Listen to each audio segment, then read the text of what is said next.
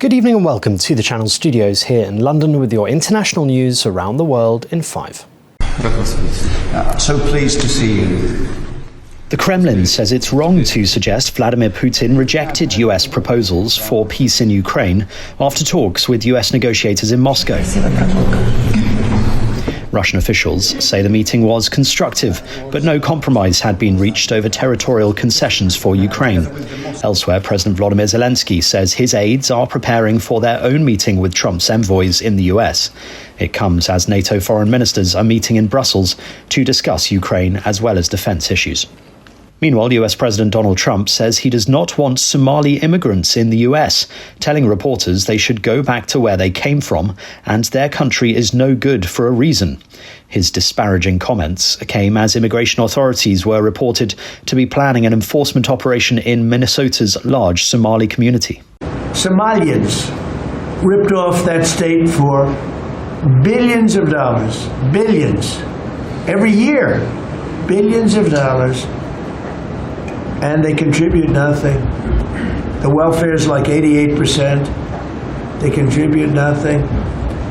I don't want them in our country, I'll be honest with you, okay? Somebody would say, oh, that's not politically correct. I don't care.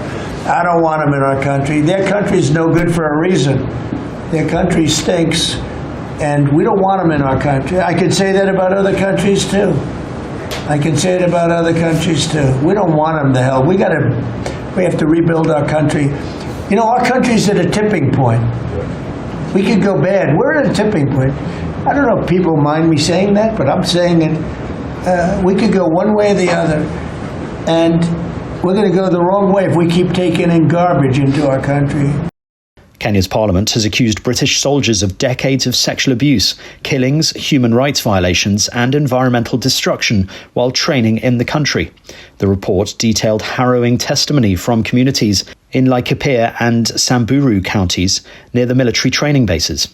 The British soldiers are accused of evading accountability by refusing to cooperate with the parliamentary investigation. Malaysian authorities have said the search for the wreckage of Malaysia Airlines flight MH370 will resume on the 30th of December, over a decade after the aircraft with 239 people on board vanished. This fresh search, which will run for 55 days, had begun in March but was suspended shortly after because of poor weather conditions. Exploration firm Ocean Infinity is leading the current search under a no-find, no-fee arrangement. Flight MH370, a Boeing 777, disappeared in 2014 while travelling from Kuala Lumpur to Beijing and sparked the largest search in aviation history. Prada has announced it has acquired Versace, bringing two major Italian luxury fashion houses under one roof. The $1.38 billion deal is well below the roughly $2 billion that Versace's former parent company, Capri Holdings, paid for the branch in 2018. The acquisition expands Prada's portfolio of designer brands, including Miu Miu, as it seeks to compete with rivals including French conglomerate LVMH, which owns Dior and Fendi, in addition to Louis Vuitton. A driver has been hoisted to safety after dangling for hours off a bridge in West Virginia, where early winter storms have brought rain and snow. The tractor-trailer had earlier lost control on an icy bridge road, causing the cab of the truck to veer off the bridge. Local fire and rescue teams set up a crane to winch the man from the cab. No one was injured during the incident.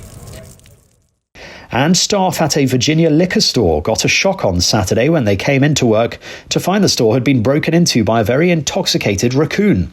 The so-called masked bandit was found passed out in the bathroom between the toilet and the bin, having helped himself to some bottom-shelf spirits. It's thought the animal had fallen through one of the ceiling tiles before, as one of the store members described, it went on a full-blown rampage, drinking everything. And that's your international news around the world in 5. Now back to the Channel Studios in Lagos.